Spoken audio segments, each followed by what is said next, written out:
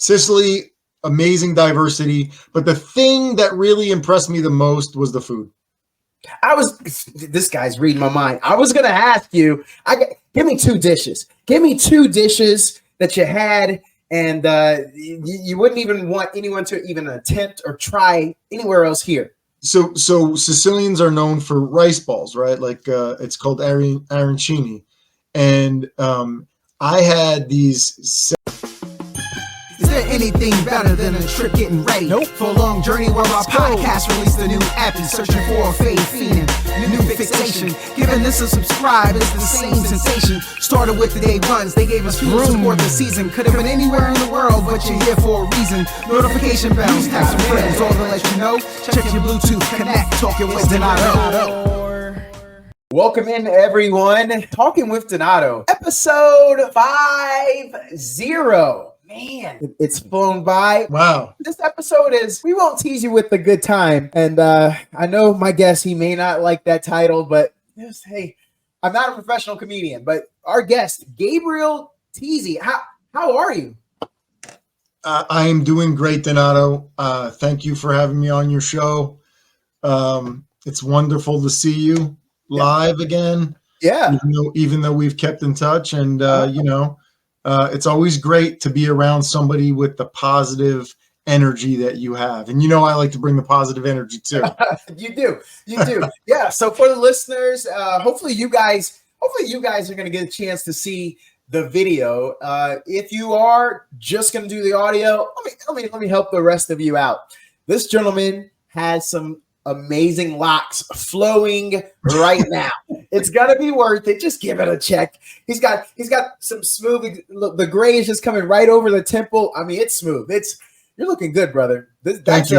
I appreciate that. You don't look so bad yourself. Thank you. And your family looks great. So I wish you all the best. And it's so nice to keep in touch and to follow you. All these years, it's been really good to see what you're doing. You're like me, you're always busy. Indeed. So we're gonna start out for the listeners. Let's dive in. Where'd you grow up? And I'm going this way because I just don't understand the range that you have as a person. You look like the type of person that honestly you could just be dropped down into any group, and something tells me that group is accepting you. And that is a compliment. There aren't many people, in my opinion, that could pull that off. So let's start at the beginning. I got to know, how did you become the guy, the adult, the gentleman that I met? How did this all begin? This is a big part of who I am. My grandfather on my father's side, so my dad's dad, came over from Sicily. And to New York, right? And with his father, and then he paid for the rest of his family to come over, and he became an attorney. And in his youngest brother, my great uncle Ray, he also became an attorney, and they were very successful. Actually, the black law books that are on my shelf back there are McKinney's from New York, and it's their law firm books. It's actually stamped Tese and Tese. And they're like from the 1950s, so it's pretty cool. Yeah, that is. So my father was the youngest, and his father got sick when he was a kid, and ultimately what that led to was it led to him getting shipped off to like military school and like a private school, and then his older siblings, they were still around their dad, and they ended up becoming lawyers and being very successful. And my father, he did it the hard way. You know what I mean? Okay. He learned the hard way through life. And because of that, he always pushed me to do the legal thing, right? Or join the military. So that was it. Like he saw my roadmap of success to be like his brother, right? And so he pushed me for that, to the point where I had a nomination to the Naval Academy, actually.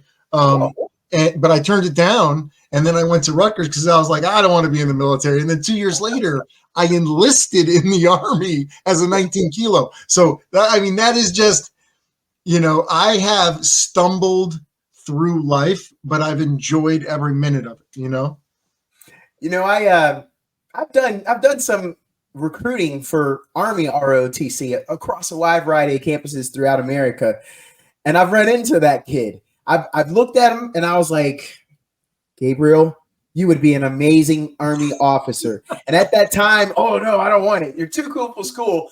And then when I find out 2 years after graduation, they still enlist, and there's nothing wrong with being enlisted, but come on, I might have had some scholarship opportunities. We might have been able to get you the branch of your choice, get you some really cool schools while you were young and invincible. You just brought back a lot of pain there. No, I mean, I know this is something that we connected in back in Kuwait, and I know that we both shared kind of a similar experience in that way where, listen, I not only enlisted in the Army, okay? If I had gone to the Naval Academy, I would have been a Marine officer and I would have had every great experience you can have, right? But by enlisting and going to basic training and being combat arms and then joining ROTC, I saw like so many different opportunities, and it was interesting because I was an armor enlisted, they wouldn't let me go to airborne school in ROTC because hear me out, because the commander of my ROTC battalion at Rutgers University was an armor officer, and all these National Guard armor soldiers that knew they were never going to get to go to airborne school, right? If they were in college, they would join ROTC for a year just to go to airborne school. Okay. And then they would quit. So he like put the kibosh on that. And he said, no, it's not going to happen. And so I just got to Rutgers at a bad time as an armor. If I had been in 11 Bravo, then, I would have went to Ranger school and airborne school and all that, but I just didn't get that opportunity, but I did get tanker boots. So, hey, I mean, if the tanker boot was the best footwear, I'm willing to fight for that. I'm willing to say it is the best. And I know those Cav guys, they love their Spurs, and I got all that. But that tanker boot, it's a beauty. It's nice. I mean, the jump boots are nice too, right? I mean, at least they used to be. Yeah. Now they don't even shine their boots anymore, man. I mean, it's not the same. There are some things that they've lost their luster. So basically, I was born in New York, and then I was raised in Jersey, and I think New Jersey is the other half of my personality, which is New Jersey is an upbeat, nonstop kind of state, and it's very diverse. There's a lot of Italian Americans. There's a lot of Irish. There's like a lot of diversity, and so you get a lot of different personalities. Like the Jersey Shore is very popular, right? And all, and I think you learn how to handle all those personalities when you grow up in Jersey.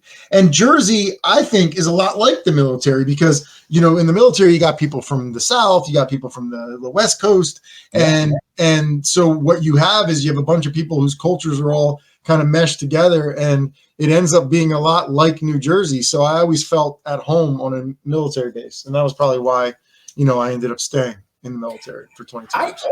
I normally ask this question. I haven't in a while, but I gotta know. I'm going to take you to senior year of high school. You get your tray in the cafeteria. What table are you sitting at, and why? Wow. See, that's a great, that's a great question. And I think it goes right to what you said before about me, about dropping me anywhere. So like my group of friends and me were like, we were in all AP classes, but we hung out with the potheads, but we were also starting on like all the varsity sports teams, and we were in like the play. You know what I mean? So it was weird. It was like we basically like crossed all genres of kids, and it was a lot of fun. So I mean, I think that that experience also helped me in later on in the military, because I think I was able to be enlisted and be an officer and kind of like bridge that gap. I think there's a lot of, enlisted soldiers that like they become officers and then they really struggle, and vice versa. But I don't think I struggled on either side. And I think, I think part of that is that New Jersey experience. All right. You mentioned it. You brought up the Jersey Shore, so we got to go back. Let's take you back to that same high school period. What was the flow looking like? We got some product in that hair. You going with natural locks? No, honestly. So I had hair like this. I like when in my freshman, maybe sophomore year of high school, I had hair like this, and then I cut it short. My junior year, I cut it short, and it was after that I had it short for 26 years. Yeah. So yeah. I mean, like I honestly, my hair hasn't been this long since my sophomore year of high school, and my daughter now, my oldest daughter, is a sophomore in high school, so it's like full circle, Yeah. Okay. You brought it out because I saw a picture of a striking young fellow in a basketball uniform, but then you said other sports. What? This is your time to brag. Oh man, I played football. I played football. I was a safety and a wide receiver. But I got injured my senior year, and it was really the only year I played. And so I was only in like 4 games, but I was a good football player. I always was. And then I ended up playing rugby for the Army. And I think those, football was probably my favorite sport. Right. Yeah. Even like, playground football as a kid, always my favorite sport. Although in the Jag Corps, it's ultimate frisbee, right? So yes, it is. So that became the thing. But like, there's a picture. I actually had a picture that I included when I sent it to you, and it's of me in an MWR jersey. That was the Army Navy intramural football game that we had at Guantanamo Bay when I was down there in 2004. Okay, Army Navy just happened a week ago. So let's put the pressure on you. How did your game turn out against the Navy? It didn't turn out as well, actually. It was kind of the start of the Navy's. They had a 17-year period where we didn't really beat them much, and that included intramurally. Okay, so it was bad, but I did have an interception touchdown, so there was. There was that matters. I mean, you can't do it by yourself. No one man is the entire team. So, but you can only do your part. All right. So growing up there, what are you? Are you a Giants fan? You a Jets fan? Like who Giants all the way? I mean, it's a lot of people wouldn't admit it right now because of how bad the Giants are, but they're still my team. I have a Giants banner. I hang it in my gym, so it motivates me. Well, DeVito's got a little magic working there. I mean, I read an article the other day about like whether this is like the football version of Linsanity, which I lived through, and Linsanity was crazy, right? Like you got this Harvard kid coming to the league, and then like he starts scoring 30 points a game in the middle of the season, like 20 games in a row. It was pretty crazy. And he ended up having a pretty long NBA career for a guy from the Ivy Leagues. He did. But like this DeVito kid, he's still living with his mom and dad, and he like set some records in the first 3 games. I mean, it's pretty impressive. It is. And I know everyone wasn't really sold on Danny Dimes anyway. So I never had a problem with Danny. I just didn't like how high they drafted him. I agree. Like, they could have traded back 2 rounds. Yes, and they could have gotten a couple of other picks, and they didn't do that. But I mean, like, hey, it's easy to Monday morning quarterback. I'm not the one in the draft room, the one who's trying to convince my boss to lend me, the millions of dollars necessary to sign people. So, I mean, business is not an easy thing. And we like to like watch TV and be like, yeah, like that was a dumb decision. But at the same time, like, unless you're in the room with all those people making a lot of money, then like, you don't really know, what's behind those decisions. So, you know, listen, not Danny, DeVito. Yeah. He's doing a great job, and like I hope the Giants, give him a shot as long as he keeps performing. But now we're winning games that we're going to get us a better draft pick. So it's like, do the Giants really want to do that? Yeah, I don't know. You're a Commanders fan, right? I am. Because we had this conversation. I remember. Yes. It's hard times. I'd like to have a little magic. Our guy Hal setting the league on fire as far as passing yardage. So a lot of people want to claim it and say that we have a quarterback. I'm not sold yet. I want to see what the coaching is going to look like, because I believe we are not long for Riverboat Ron. Can I let you in on a secret though? What's that? I got Howell as my second quarterback in a 2-quarterback league, Hey.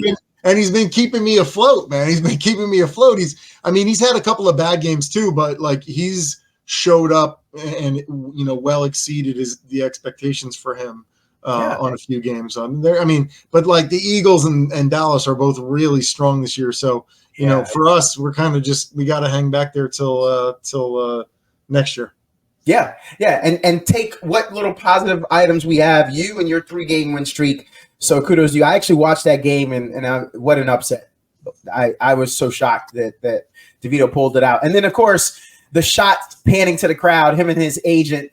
For those who've never spent time in New York, that's commonplace. We weren't impressed. We know 15 guys that look like his agent with the cool cap pulled down and the black suit. But America, welcome to New York. The Italian American community got it. This is the first time. And that's a big part of how I identify myself. But now I'm in Central PA, and I enjoy it. There's a lot of good out here too. And my mom is actually from Pennsylvania, so again, that was just another aspect of like growing up with this like very urban family, and then on the other side having this rural kind of Central Pennsylvania childhood as well. And so it's been interesting. Can I go ahead and help you lose a couple friends with this next question? I got to throw you under the bus. Harrisburg is perhaps the worst capital in all of America. Do you agree or disagree? I don't know, man. I'm from Jersey, so Trenton is not much better. Listen, Harrisburg has a lot of potential. I will say that. Harrisburg has a lot of potential. I agree with that. It's a beautiful, Central Pennsylvania is beautiful, and the mountains and the river, it's gorgeous. I agree with that too. There's a lot of poverty, and they gotta somehow figure that out, because they got to generate more business in order to be competitive with like the bigger capitals like Austin. Austin, nobody's touching Austin, but I think there's a lot of other capitals like Sacramento? I think. Yeah, that's the one. A bit nicer. California. And a few other states that their capitals have been doing really well. But there are other capitals in the country, like Montgomery, for example. That's not the nicest capital. I've been to some like a few southern states where their capitals aren't that nice. And then growing up in Jersey, so I don't know. You're right. It needs some work, but at the same time, I think the closeness to camping and like the rural environment kind of makes I enjoy Harrisburg. Plus, then I'm still close to New York. I'm only 3 hours away, so. For our listeners who don't know, I'll give you a quick history lesson. Our forefathers couldn't make a decision between Pittsburgh or Philadelphia, and the only reason they chose Harrisburg is because it's the geographical center of those two cities. That's the only reason. Mr. Tese, I just need you to know, I moved to Harrisburg. I had a job down in Carlisle at Dickinson College. ROTC. What? Get out of here! Really? Yeah. No way. And I thought I was a single guy, so I thought, I'm going to live in the state capital because it's going to be on and popping. I'll ride my motorcycle, and I had the obligatory Ford Mustang as well. I was like, 30-minute drive, that's nothing, but I'm going to be in the capital. Wait, is this after you got off active duty? It was right after getting off of active duty. Yeah, so you just came off. You were a captain. You had your Mustang. Okay, you're painting the picture better for me here. Okay. All of that. I am basic. I would like to think that I am not, but at the end of the day, there are some. You're not basic, man. You're not basic. You're multifaceted. So tell me about this experience in Harrisburg. Where did you end up living? Were you in Midtown or were you 7 months? Well, this is where you'll find it funny. I was only there for about 7 months because I ultimately wanted to go back on active duty. So I ended up going AGR, and when I got that position, they said, "Oh, you can't stay here in this billet because it's for a contractor." So then I got to go to Boston. But some apartment complex. It was a cool little apartment complex. It was wicked cheap. I spent so much time down there on campus when it was over. Some of the best campuses, they'll have faculty pick up basketball games, and they had it at Dickinson. Really? Get out of here! I feel like I should take part in that now since I pass it every day that I drive into the office. I mean, I work from home some days, but I mean, when I drive into the office, I pass Dickinson. So, I didn't know they had a pickup game there. Now I'm going to have to go dust off the Jordans. You know what I mean? I still know a guy. The guy who replaced me there in ROTC is still there. And I certainly can ask him. He's not a baller, but I know he would. I mean, it's not a big campus. He would know the guys that are still hooping in it. It was a great scene. The professors there were great. I enjoyed my time. A bunch of us old guys. I was one of the younger guys straight off of active duty too. But it was so much fun. But that's about all I can give you on Harrisburg. And I've already put people to sleep. So where are you now? Where are you now? You're in Texas, right? Yeah, I'm at the University of Texas, Austin. Get out of here. So I lived in Austin for 7 years after active duty, right? Yes, I do. I was going to get to that, and we will. We're going to come back to that. I want to circle right back though. I want to keep you to task on this one other item here. Okay. So your family came to America. Are we going to get that actual Ellis Island kind of story? Did you ever get to go see them come in and sign the book? And no. So to be honest, it's interesting. Like when I went to Ellis Island as a kid, it wasn't there. But my family, my grandfather was successful, and my uncle has been very successful, and they ended up, getting his name added on. But we do have his birth certificate. He was born in 1903.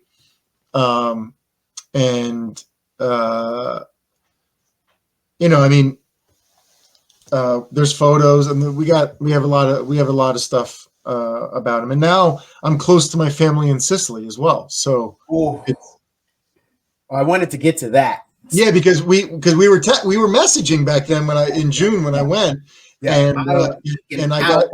I mean, my family over there is amazing, and it's like the area it's ridiculous. It's like straight out of a movie. It's incredible, and so I think we should cover that. You should let me know what your questions are on that. It's one of the places I have on my list to retire. Now, I was going to go over there at the base of the Alps. That way I'd be over near the military base to have, obviously healthcare and those opportunities in retirement.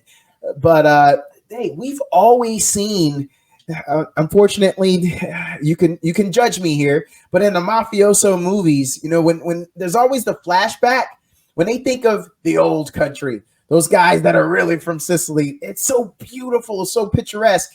What exactly would be the one item that just like blew your mind when you were there? Was it vineyards, rolling hills? Like what?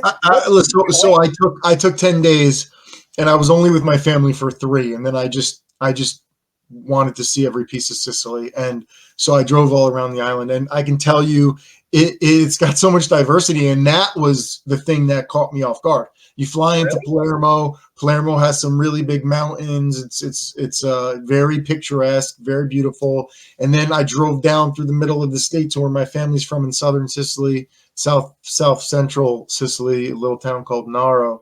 And it looked like the Godfather movie. I mean, like rolling, beautiful, like California kind of rolling. Yeah. Not really mountains, like kind of like more like the not as big as the mountains in the north, but these like rolling golden hills and vineyards and lemon trees and olive trees.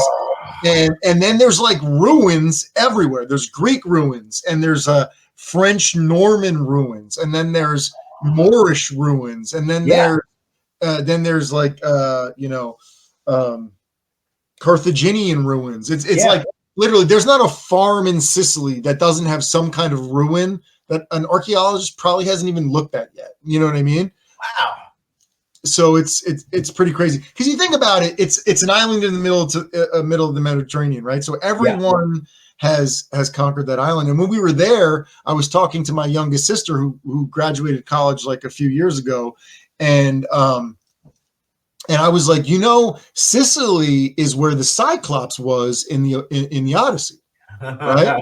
And she was like, she bet me I was wrong because she was like, I just studied the Odyssey and the Iliad and stuff, and I was like, yeah, well, like pull up a map, and we pulled up a map on Google, and sure enough, there's the Cyclops standing on Sicily. Boom. And then Scylla and Charybdis were right on the Strait of Messina, which is amazing in and of itself, by the way. So Sicily, amazing diversity, but the thing that really impressed me the most was the food. This guy's reading my mind. I was gonna ask you. Give me two dishes. Give me two dishes that you had, and you wouldn't even want anyone to even attempt or try anywhere else here. So Sicilians are known for rice balls, right? Like it's called arancini, and I had these seppia de arancini de seppia, right? They were these Sicilian rice balls with cuttlefish ink, right? So like the rice is like black on the inside, and then they're like deep fried. But there's like risotto, like this cuttlefish ink risotto in the inside, and then they put this saffron aioli on top, like they just like kind of drizzled the saffron aioli on top. And I'm definitely not exaggerating here. It was the best thing I have ever tasted in my life. Man. And that was just an appetizer. And I was like, wow, I was like, this is amazing. And we had multiple, I had multiple great dishes while I was there. Just amazing. But so arancini is common. You can get all different types of Sicilian rice balls, but if you get arancini di seppia, which is like the cuttlefish ink, I mean, it's something special. That's for sure. Is this a tourist town? Like, are people coming there? I can't say I know people that are like, oh yeah, I'm going to Sicily, but what are they surviving off of now? Is it fishing? Is it tourist? I mean, it's, to be honest, it's a lot of farm. There's a lot of farms in Sicily, right? There's, like you said, vineyards. So in Western Sicily, that's near Marsala, and Via Marsala, obviously, yes, I do. Made with Marsala wine, right? And so, but it's not just cooking wine. They make all wine. They just don't export a lot because, like France exports, Italy exports, Yes.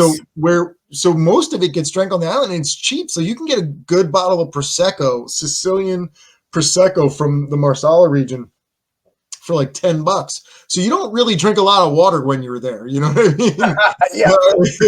It's mostly good wine and good food, and that's I guess that would be problematic if I lived there full time. But yeah, no, it was amazing.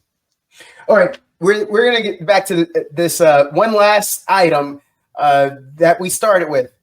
So I saw a picture of you in a basketball uniform. I got the football part, but what were you doing on the b-ball court? Where'd they have you? I think we played before. I think that I can play. Yeah, I got some skills. I'd like to hear it. I'd like to, I was always more of a street ball player than an organized basketball player. I did play in high school all 4 years. But I didn't start all 4 years. In fact, I didn't start really until my junior year. I started a couple of games in my senior year. but me and my basketball coach didn't really get along, and I think he felt like I was too much of a street ball player. Like didn't really. I wasn't very coachable. Let's just put it that way. I can understand that. But on the street ball court, I think I was the top point guard. I think if you were like we're playing street ball, I'd be there, and I was good. Oh yeah. All right, so let's bring this back to where you're at now.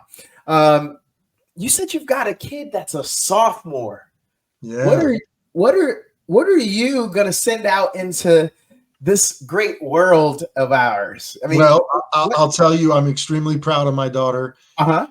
My daughter Julia, she's my oldest daughter. She got a 1270 on her PSAT this year, which was awesome. Yes. She was in a play, and she goes to a very good school and she gets straight A's. So I can't really complain. She's like a pretty amazing kid, and she's so cool too. I took her she's into 90s rock, which is just extremely interesting. And I think I posted on my Facebook, I don't know if you saw it, but we went to a live concert, like not like live. Yeah, it was live, but the band live from like the 90s rock band, Throwing Copper. Yeah. So they had a concert in Harrisburg, and I took my daughter there, and it was full circle because again, that album Throwing Copper was big when I was a sophomore, and now here I am taking my daughter as a sophomore to the concert. She's just really cool, and it's a really great experience. When she was a baby, she had a birth defect, so we went through a really hard time, and for her to like successfully make it through that diagnosis and now be where she's at, it's like it's a reminder of our blessing every single day. I thought I saw a bunch of fishing in my Facebook stalking with you. Are you an avid fisherman? Like, is that like your thing? I mean, honestly, I have a creek 20 feet behind my house. So, and it's a really great fishing place in Pennsylvania. So it's hard not to. And even when I'm not, when I'm looking out the window, drinking my coffee, I see fishermen like walking up the creek in their waders. So it's kind of hard not to. And my son, he's 10. So it's always a good, something fun to do with him. But I caught a huge 20-inch golden trout this year, Palomino, which was really cool. Now, are you a fly fisherman? What's your preferred? No, just regular old, trout fishing. And that guy in the waders, was he fly fishing or? Yeah, there are a lot of guys in waders that are fly fishing, but there's also guys in waders that are regular fishing as well. Because you're not really, you never know. They don't want to trespass on other people's property, so they'd rather put the waders on and walk up the creek. Okay, all right. So here's where we start to get a little into the nitty gritty. So you finish Rutgers, and you decide to go to law school, and you went to Brooklyn Law School. I gotta know the story of all the schools you could have gone to. Why'd you choose there? And in your time in Brooklyn, did you see Biggie? No, he died my junior year in high school, unfortunately. Yeah. I didn't get to see Biggie, but I definitely I knew I wanted to go to Brooklyn Law. My aunt and my uncle both went to Brooklyn Law. Hey, so that was someplace I definitely thought I might want to go. I applied early there, and I can remember I had applied to a couple other law schools, but I didn't apply early. So by the time I was hearing back from Brooklyn, I had just applied to the other law schools. And I remember vividly, I was studying for an exam. It was my senior year of college, and I was studying for an exam. And because I applied early, I got a phone call while I'm in the student center studying for this exam. I get a call at 8 p.m. and it's from the dean of admissions. And he's like, you applied early. We're going to accept you. He told me that my grades were bad and they were accepting me because of my LSAT. And then obviously, my aunt and uncle, they knew the name, which helped. But he was like, you gotta tell me by Friday or something like that. And it was like Wednesday. So I didn't have much time to think about it. And I didn't want to risk not getting accepted to the other law schools, although I think I would have.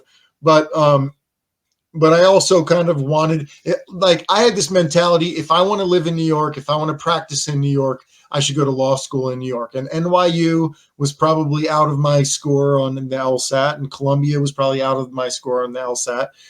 So it was between Fordham, Brooklyn, and then maybe Yeshiva or I mean Cardozo, which is Yeshiva College's law school. And so that was really the option. And so I took it. And then I just closed my books and I stopped studying and I left because I was like, I don't got to study anymore since I already got accepted into law school. So where were you living? How were you surviving in the Big Apple? What was going on there? Were you able to stay with your parents or family, or you had So my grandmother, my grandfather, he was a successful lawyer. And then my dad was raised in Manhattan. He was raised on 19th Street in Manhattan. And then when my grandfather got sick, they also had a summer house in Long Island. And my grandmother opened an antique shop out in Long Island, and she converted their house on 19th Street into three or four apartments. I forget if it was three or four. And she rented it out. And so my grandmother was still alive when I got accepted to law school, and she was still renting out that apartment building. So I essentially just rented the top floor. And I had a roommate, and I was dating my wife at the time, my ex-wife. I was dating her at the time. And we were living together. So there was actually three of us, three young professionals working and paying the rent. And then I was taking the subway at night to go to law school. So it was a lot. All right. So some of our listeners have never been to New York. I've been. My dad's from Brooklyn. My mom was born in Manhattan. But talk to us like we don't know. I need two spots. If I'm going to New York, I need two spots to go eat. Help us out. To go eat? To go eat. Okay. Well, I mean, that's a tough one. There's so many good spots. Yeah, but you got a favorite. There's something. There's got to be a place you just know you gotta go. I mean, there are places like Katz's Deli that are like staples, right? You gotta go there. Right. Everyone goes there. Like the people, like tourists go there just to go. And like as far as the Jewish delis go, I mean, Katz's Deli, or like then they had Second Ave Deli when I was there, and then it went away, and then it came back, but now it's not on Second Ave anymore. It's on Lexington Ave. It's still called Second Ave Deli. But the bottom line is there are places like that, and then there's places like Sable's, which is a locks place on the Upper East Side. Then there's places like my family goes to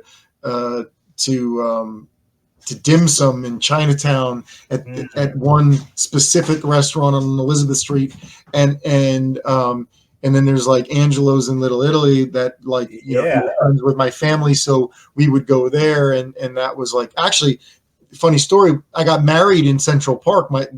Before we got like big married, we kind of eloped and had a little ceremony in Central Park. And then we went out to Angelo's in Little Italy for afterwards as like our wedding dinner.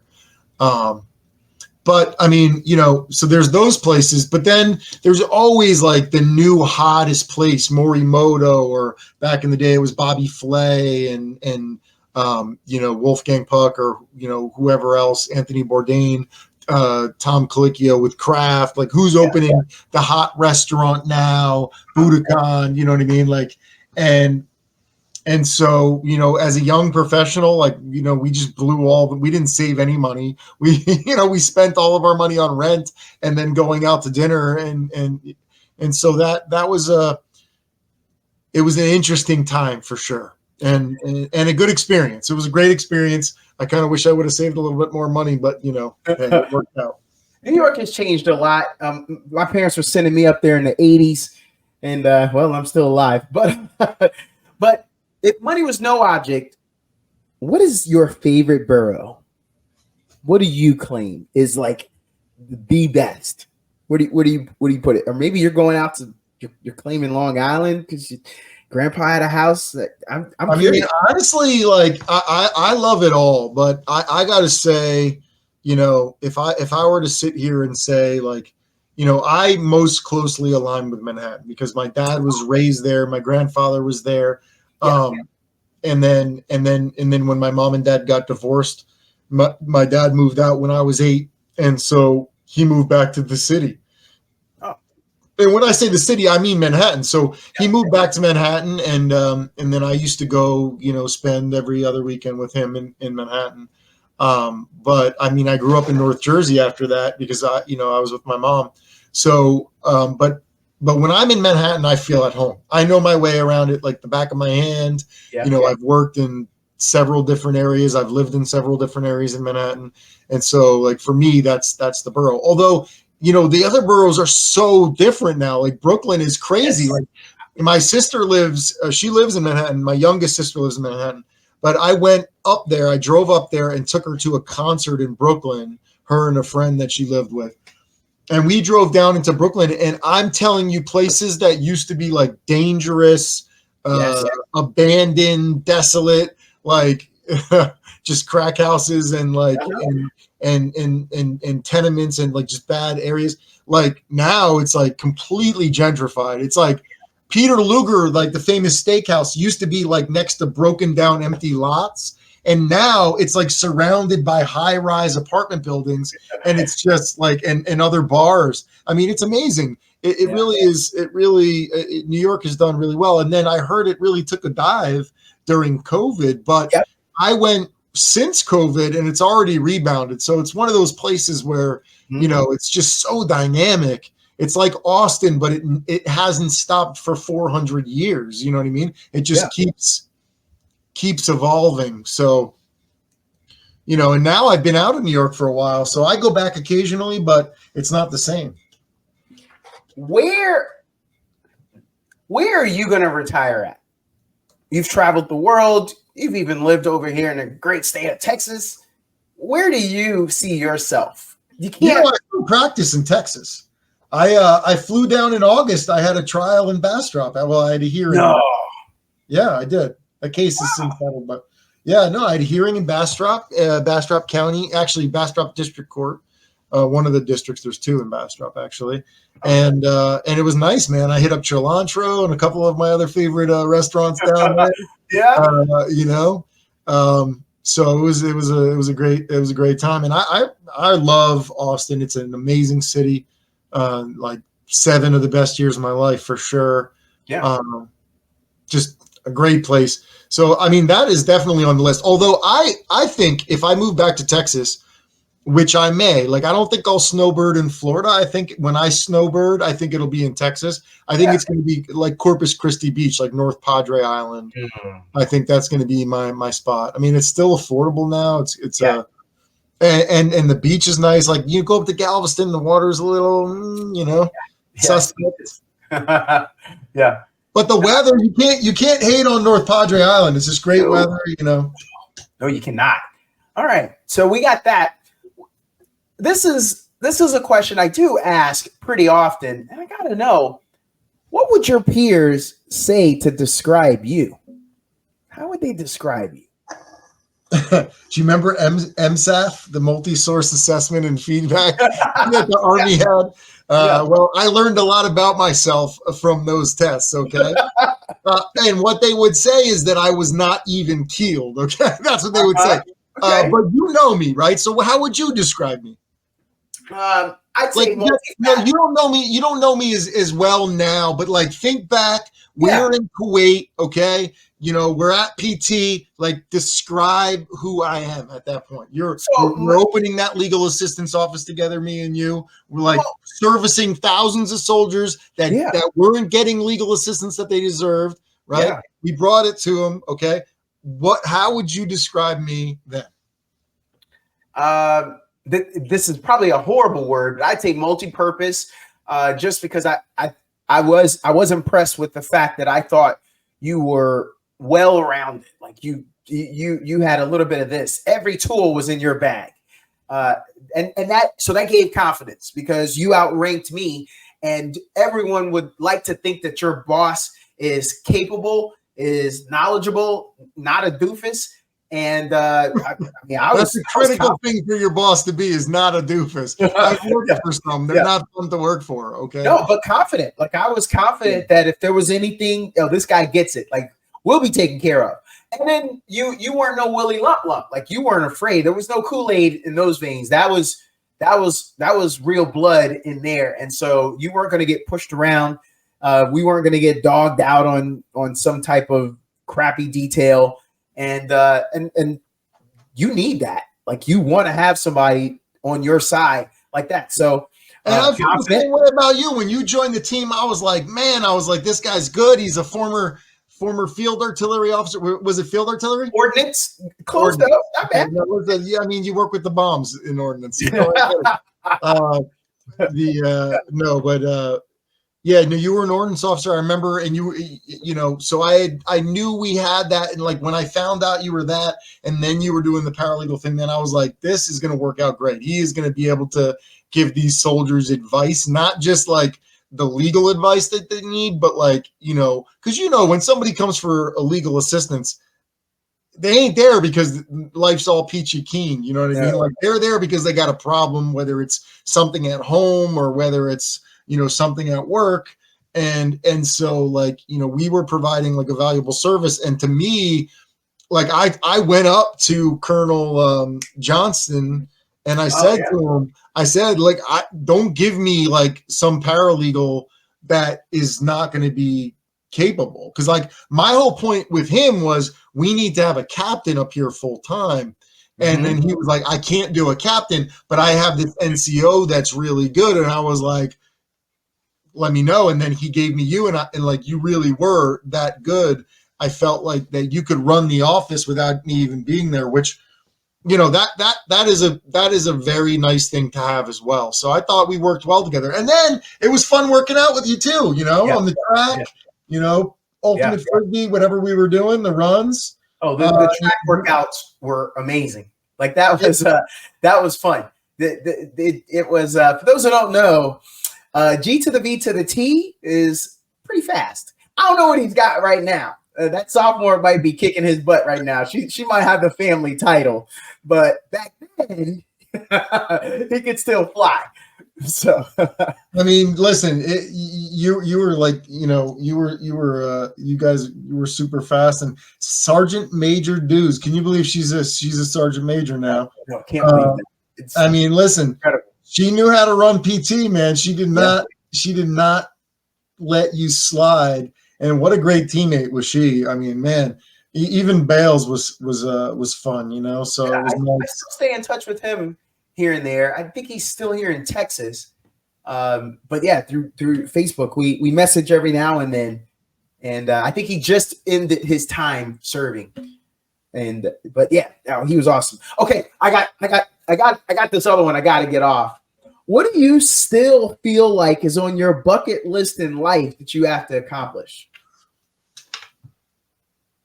I mean, everything with my kids, right? Like, I think that's a big part of it. And then I really have been focusing on trying to give back as much as I can. Now I'm working pro bono work. I'm on the board of a nonprofit in New Jersey. And then, I was on the board of another nonprofit. And I just feel like, I've been so fortunate to live like so many different lives in the 44 years I've been on this planet that like, for me, I want to give back. But at the same time, I also still want to like I just want to experience things, I want to try different things. And I think technology is really interesting now. There's so much that's out there and available. I'd really like to start writing more. I started writing a book on that deployment back in 2017. I still haven't finished it yet, but I'm pretty close. Yeah. So like, but I would like to, after that book, I would like to write some other books as well, like just whatever I want to write, like my own life lessons that I can pass down to my kids. And, So I think those things are important to me now, but also just like enjoying life, enjoying my kids, enjoying the time with them, and enjoying life as much as possible. Traveling has always been such a big thing that I love. Yeah. And, being back in Sicily and seeing my family, my extended family out there was amazing. So I definitely foresee more traveling in the future as well. I gotta know, were they judging you? What was your language game like? Were they like, the American cousin? Gosh, man, why can't he keep up? Like, that's how I felt. I'm not gonna lie, that's how I felt. But you would not know that. Like, they were just so nice, and cool. It's amazing. And like, there's so many similarities that we have that like we don't even really need to talk. Like, I kind of just know what to do, and then it was weird how smooth it was, to be honest. I thought it would be weirder, like getting there, being there around other people for the first time that I couldn't speak the language. And listen, I can speak a little bit, but not enough to like really get around. But I just rented a car and just drove all around Sicily myself. So, I didn't have a problem. What are they on the euro? What's the currency? Yeah, it's euros. It's euros down there. Okay. All right. And then, so you're gassing up in liters too, right? Yeah, you are. But like, to be honest, like the euro was actually really cheap. It was 1-to-1 basically with the dollar when I was there in June. Yeah. So, I mean, the last time I was in Italy, it was like years ago, and it was like, I think maybe $1.50 to the euro. And so it was so much more expensive. So I thought the driving around wasn't so bad. And I got like a little stick shift, Fiat or whatever it was that I had. And it was, zipping around the island. So you're a city guy. You were living over in New York. How the heck do you know how to drive a manual? Oh man, it's a long story. So my mom taught me. I mean, that's the bottom line. She tried to teach me. Like, listen, my mom did a really bad job of teaching me how to drive. She had a minivan. It was a Ford Aerostar, and it had a stick shift, and and she tried to teach me, but like I almost killed her. So she was like, "No more. I'm not teaching you." So then, what I did is like my junior year. It was the end. It was between the summer between my junior and my senior year. I turned 17 in March, right? So I had saved up like $2,400, and I bought a Nissan 240 SX, but it was manual.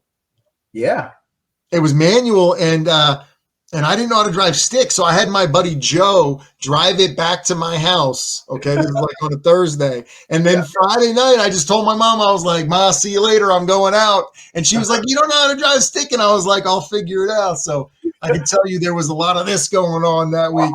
Yeah. But you figure it out, and then it's fun to drive. It keeps you focused. Yeah, it's focused. So I'm a little curious here. Do you have a favorite vehicle? Like, what's your dream car? I know we're on that subject. When I was a kid, it was always a Porsche 911 twin turbo. That was the car that I always wanted.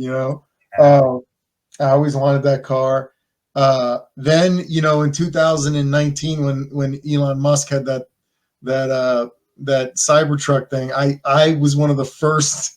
I put the bid on the Cybertruck. It was one of the because how did he pitch it? He said, "Well, it's faster in 0 to 60 than a 911. It's bulletproof."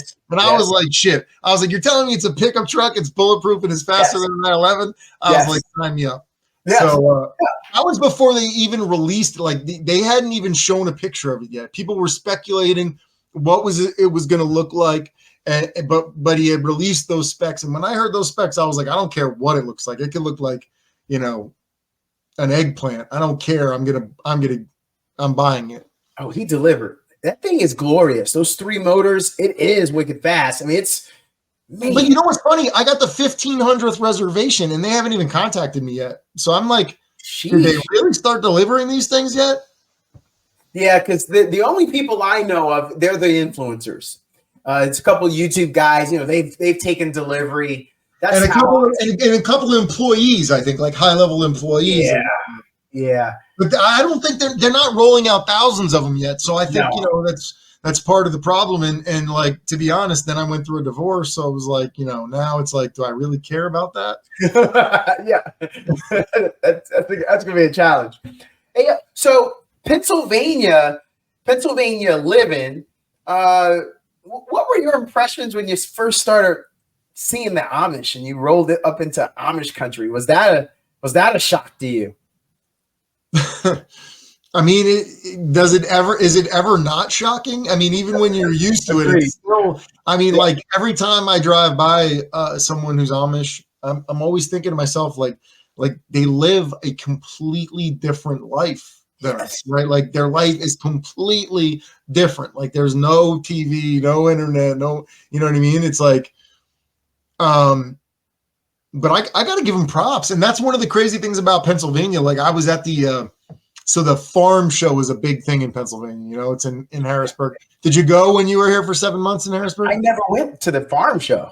Well, the farm show's in January, so it's not even nice out. It's cold. It's indoor at the giant expo center in Harrisburg. It's a huge expo. It's a huge expo center, and it's like they got a rodeo. I mean, they have everything, like huge, $1 million farm pieces of equipment and stuff like that. It's crazy. So you go there. And there's like inner city people from Philly and Pittsburgh. And then there's like regular suburban people. And then there's like Amish.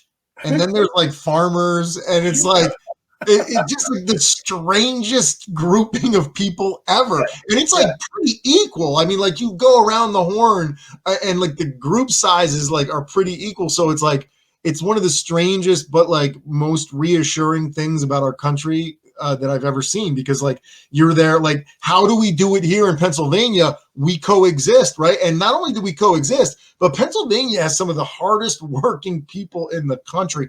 Agreed. A lot like Texas, actually. I felt the same way about Texas. One of the things I liked about Texas was that like, like everyone who serves you is like they take pride in their job. The construction workers take pride in their job. So like, I feel like Pennsylvania and Texas have a lot in common, but seeing everybody in the diversity there, just, getting along and all doing the same thing, getting through a miserable January in Pennsylvania. Yeah. Together, it's like, it's reassuring about our country, right? Yeah. I did fall in love with minor league hockey. I went to a lot of Hershey Bears games while I was there. I loved it, and I'm probably still a fan to this day. I get little notifications here and there. I'm still a fan. So that is one of the things that I did. All right. I believe in 6 degrees of separation. So I need to know, who is the most interesting person in your life? I'm not saying they have to be rich. I mean, of course, that makes someone. They don't have to be the most famous. But who's the most interesting person in your life? And what would you do to help me get them on this podcast?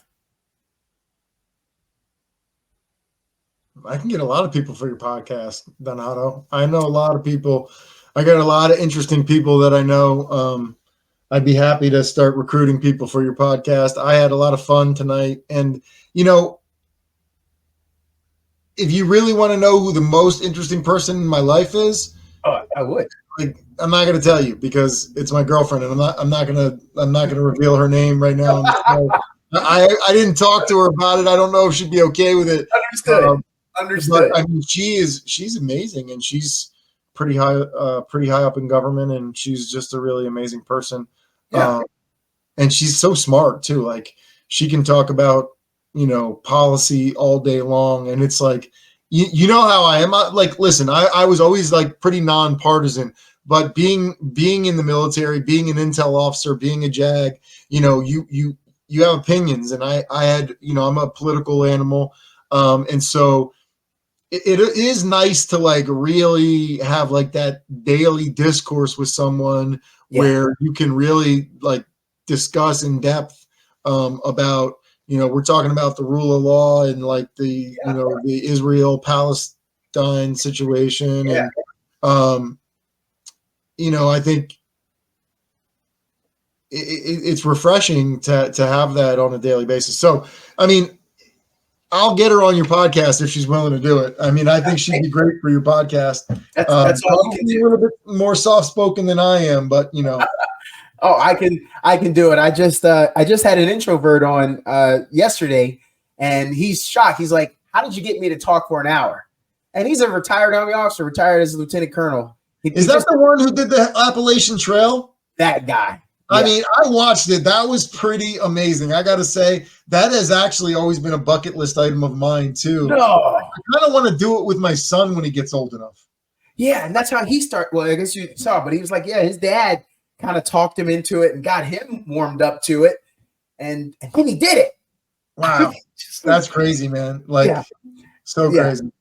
Well, we are going to end. This was Gabriel Vincent Tese. Listeners, were you not entertained? I mean, am I right? This is, I don't even feel like I got it all. I feel like we just scratched the surface too. I agree. I think there's so much more that I would want to go into, but that's good. I want that meat on the bone. This allows me the opportunities to have second meetings and third meetings. Oh, yeah, man. Whenever, like I said, I could always like pinch hit, somebody drops out last minute. You want somebody give me a call. I'd be happy to shoot it. I mean, I think some of our best moments were when we were chopping it up before we even started recording, Agreed. So, I mean, listen, anytime, Donato, you are, an amazing guy, and it's great to be able to call you a friend. Yeah, it's a great opportunity. You were on my short list. I wish I had it ready here. I think I need to find it and just send you a little screenshot on it, and then you can kind of see. I had like this access when I came up with this idea of finally getting this podcast going, and I had these core people, and then I had these little branches that came off, and you were one of the core pieces, not one of the branches. Nothing wrong with being a branch, but I knew fraternity brothers, and then motorcycle club members, and just just different. I was a successful Latin dancer, and just those different veins. There's nothing wrong with that, but you know what? I'm gonna hook you up with another one of my friends that you need to talk to. He's another also military officer, but a fantastic guy. One of my best friends from ROTC. He won the strongman competition in Iraq in 2004. Was what wrestled for Rutgers University like 180 or so. Like he probably weighs the 230, like just jacked. Awesome dude. He's still jacked. He's 47 or something. Yeah.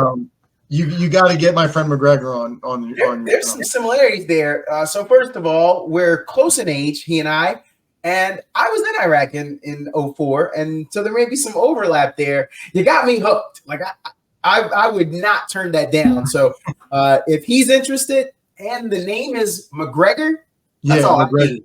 I'm interested. I'm gonna hook you up with my friend McGregor.